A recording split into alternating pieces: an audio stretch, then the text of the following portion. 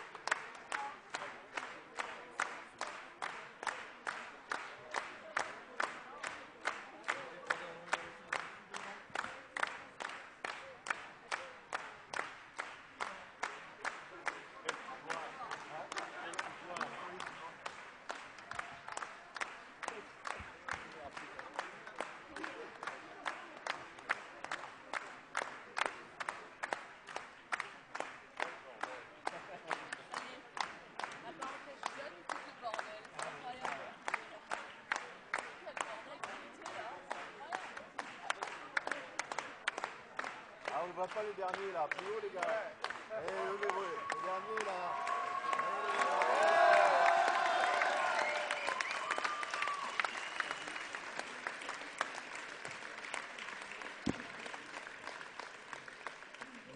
Merci à tous. Chers camarades, je m'appelle Nordine Idir, j'ai 27 ans et pas encore de page Wikipédia.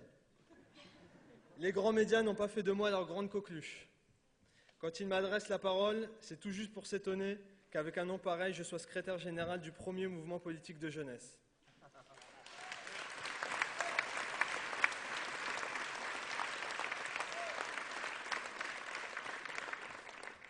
J'ai un master de sciences politiques de l'université Paris 8 Saint-Denis, bac plus 5 quand même. Merci.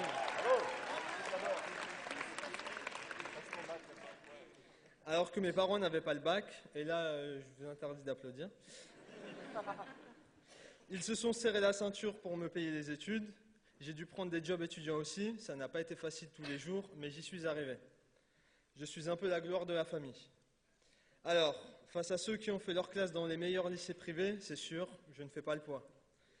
Contrairement au prince Jean Sarkozy, il n'y a pas eu de conférence de presse pour annoncer au monde entier la réussite de mes examens.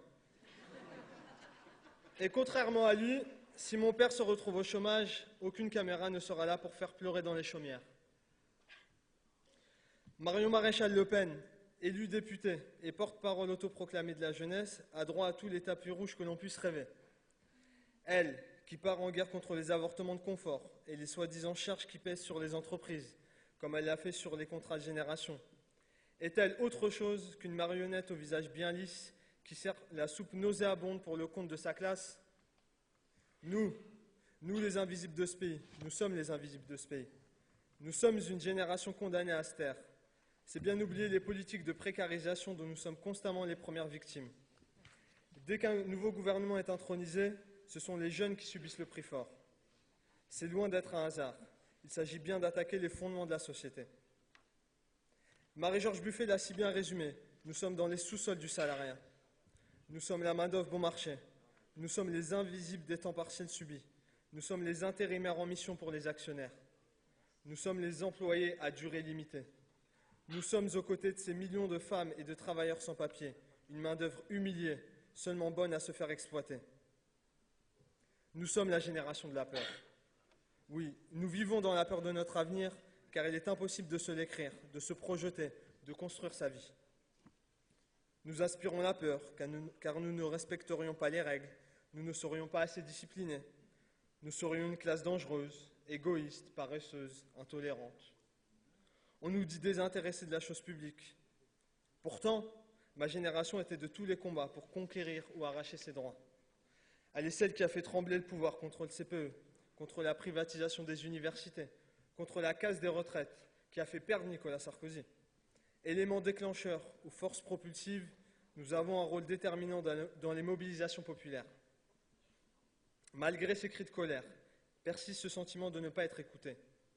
Comment oublier que les jeunes s'abstiennent majoritairement aux élections, exception faite du scrutin présidentiel?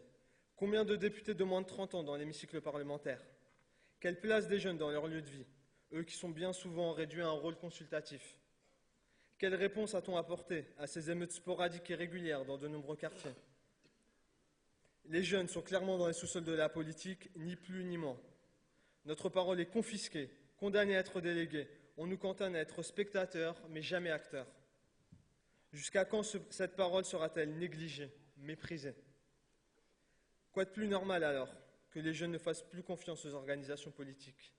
Quoi de plus normal qu'on ne les entende pas si la démocratie c'est un vote tous les 5 ans, un buzz tous les 2 mois et un sondage d'opinion toutes les semaines? La jeunesse veut pourtant en mordre, elle veut en finir avec ce système incapable de répondre à nos besoins, à nos aspirations. La jeunesse, cette jeunesse-là, elle ouvre la porte à la recherche d'une radicalité, d'une transformation profonde de la société. Et qui saura la capter? Car d'autres forces agitent la perspective d'une autre société, basée sur le repli, la haine. Ma génération est marquée par 10 ans d'une droite dure, fortement imprégnée de logiques de division. Oui, il existe des jeunes qui se tournent vers l'extrême droite, qui cherchent une issue dans un entre-soi communautaire ou religieux, qui multiplient les pratiques à risque, tant l'avenir semble n'être qu'une farce ou une chimère. Demain, c'est loin, c'est même beaucoup trop loin pour beaucoup d'entre nous. Cette jeunesse fragmentée, elle n'est acquise à personne sauf à sa survie. Je le dis de manière provocatrice. Vers qui veut-on que cette jeunesse se tourne? Celle qui cherche autre chose dans son monde où tout brûle déjà. Quel signal est envoyé à notre génération quand les usines ferment leurs portes et avec elles les perspectives de travail et de développement? Sommes-nous bons qu'à n'être qu'une chair à canon, hier en Afghanistan, aujourd'hui au Mali et demain en Syrie peut-être? Ailleurs, la jeunesse du monde a renversé des despotes de Tunisie et d'Égypte. Elle a manifesté pour une éducation gratuite au Québec, en Amérique latine et en Turquie. D'ailleurs, à propos de la Turquie, je voudrais évidemment parler de notre compatriote Sevil, qui risque aujourd'hui la prison pour son engagement.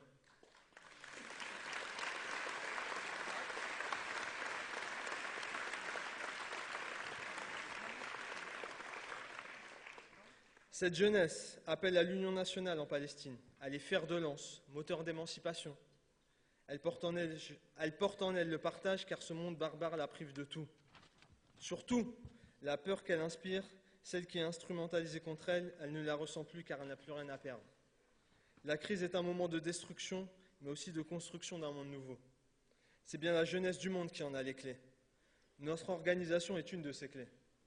Ce déclic dont ont besoin les jeunes aujourd'hui. Comme l'ensemble du mouvement communiste, nous sommes uniques en notre genre. Et là est toute l'importance de l'organisation de jeunesse. La JC n'est pas une fille à papa qui répète docilement la leçon. La JC n'est pas de ces clubs politiques où l'on refait le monde à partir de valeurs abstraites. Nous plaçons notre rôle révolutionnaire dans notre capacité à proposer d'autres choix de société, en étant un outil pour lutter efficacement dans celle-ci. Des milliers de jeunes ont rejoint nos rangs pour combattre ce capitalisme vorace et destructeur. Ils ont superbement ignoré les discours caricaturaux qui nous annoncent morts ou dépassés depuis des années. Ils ont passé outre la propagande libérale qui ne cesse de marteler toujours plus de marchandisation de nos vies. Nos pratiques et nos discours ont coïncidé avec leur vécu. En 15 ans, le MJCF a reconquis sa présence dans 70 départements. Fort de nos 12 000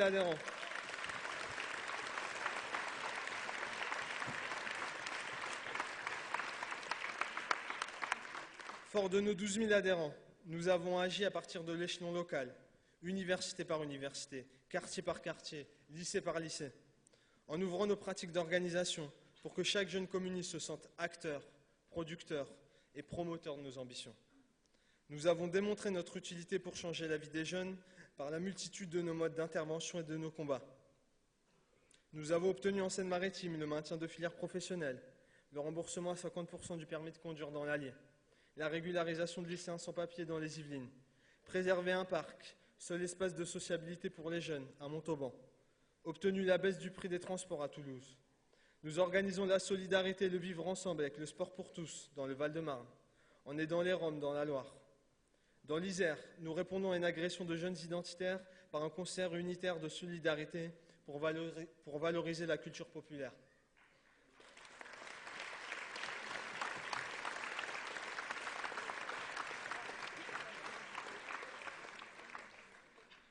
Des étudiants communistes ont mis leur résidence universitaire en grève de loyer pour protester contre les pénuries de bourses du Crous.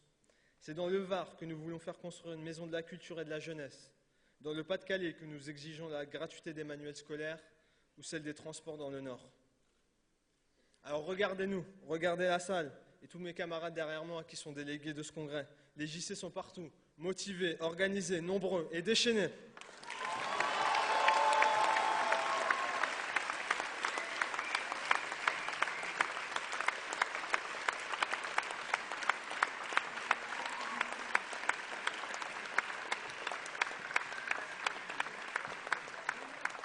On en trouve à tous les étages, pour coller des affiches, pour faire signer des pétitions, pour vous demander de l'argent, et même pour des postes de direction. Combien de secrétaires de fédéraux du PCF, de secrétaires de section dans cette salle que j'ai connus à la JC lorsque j'ai commencé à militer? Je voudrais d'ailleurs les saluer tant ils ont contribué au redressement de notre organisation. On peut les applaudir.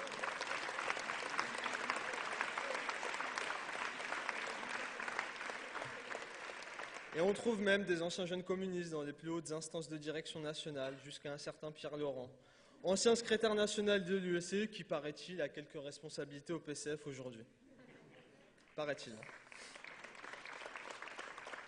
Mais ne tombons pas dans l'autosatisfaction car il reste des chantiers immenses. Ce week-end, nous avons eu l'occasion de rappeler notre soutien à Moumia, à Nadir, qui sont ces voix dissonantes, ces voix des sans-voix, ces rares militants d'une parole publique pour ceux qui en sont privés. À commencer par la nôtre. Alors j'évoquerai ici Marwan Barghouti, emprisonné depuis plus de 10 ans maintenant et dont chaque appel depuis sa prison martèle cette exigence d'une éruption populaire salutaire en Palestine. Les jeunes communistes seront une caisse de résonance de cet appel en France pour agir ici et maintenant. Nous ne laisserons pas plus longtemps notre pays entretenir des relations privilégiées avec un gouvernement israélien qui colonise, emprisonne et assassine.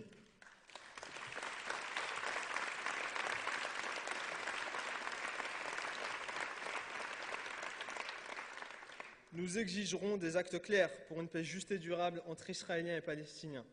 Et le premier d'entre eux, c'est la reconnaissance par la France d'un État de Palestine, pleinement souverain sur les frontières de 67, avec Jérusalem-Est pour capitale.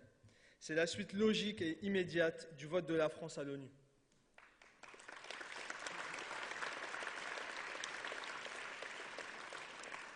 Fort de notre bataille pour sécuriser les parcours de vie et le droit au travail de tous les jeunes, nous sommes déterminés à quitter le fatalisme pour monter à l'assaut. Monter à l'assaut face à ceux qui veulent nous faire croire que nous ne valons rien et qu'ils sont encore trop bons de nous embaucher à 20% du SMIC. Monter à l'assaut des places fortes financières qui détruisent le présent et l'avenir des jeunes apprentis jusqu'à l'élève ingénieur lorsque l'industrie est rasée. Monter à l'assaut avec nos parlementaires contre la liquidation masquée du CDI dans le cadre des emplois d'avenir et des accords compétitivité-emploi. Monter à l'assaut face à ces actionnaires et ces patrons voyous qui préféreront nous saigner jusqu'au dernier, plutôt que de renoncer à récupérer le moindre sou pour leur salaire et dividendes indécents. Nous allons recouvrir les murs de ce pays avec les visages de ces voyous du CAC 40, les Carlos Ghosn, les Lakshmi Mittal, les Jean-Paul Agon.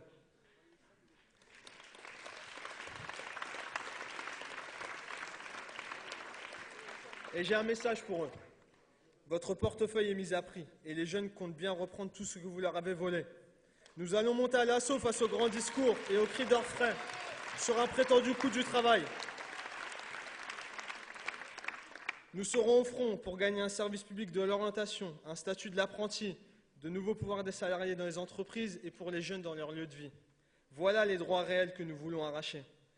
Monter à l'assaut pour obtenir un statut social avec des services publics forts qui garantissent un avenir serein. En rassemblant au-delà des rangs militants, nous voulons mettre en mouvement la jeunesse pour gagner cet autre monde dont je vous ai parlé tout à l'heure. Cet assaut de la jeunesse ne réussira pas sans vous. Ces batailles que je viens d'énoncer, nous savons qu'elles durent depuis des dizaines d'années déjà. Nous l'avons dit, des milliers de jeunes nous ont rejoints pour bouger, d'autres sont à aller chercher pour transformer ce monde fini.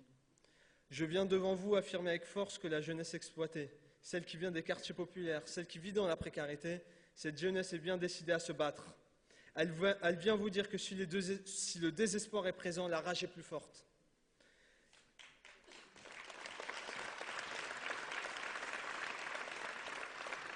Les jeunes communistes, le Parti communiste français et le Front de gauche ont un rôle majeur à jouer en mettant leurs forces en commun pour créer les conditions d'un grand mouvement intergénérationnel qui, comme lors des luttes contre le CPE et les retraites, se donne pour ambition de stopper le rouleau compresseur du libéralisme. L'alternative à l'austérité, c'est une question de survie. C'est vital pour les jeunes de Grèce, d'Espagne, du Portugal et d'Italie. C'est vital pour les jeunes de France. Camarades, la tâche est immense, mais elle est excitante. Ensemble, nous faisons d'ores et déjà de grandes choses. Ensemble, avec de la confiance, de l'écoute, des moyens aussi, nous pouvons faire de très très grandes choses. Écrire en rouge et en grand les nouvelles pages du communisme dont notre siècle a tant besoin. Je voudrais finir ce discours en vous remerciant de votre attention dont j'espère ne pas avoir abusé, avec un clin d'œil à Paul Vaillant-Couturé. Il disait « Le communisme est la jeunesse du monde ». J'ai envie de dire qu'il nous revient à nous tous, de faire en sorte que la jeunesse soit le communisme du monde.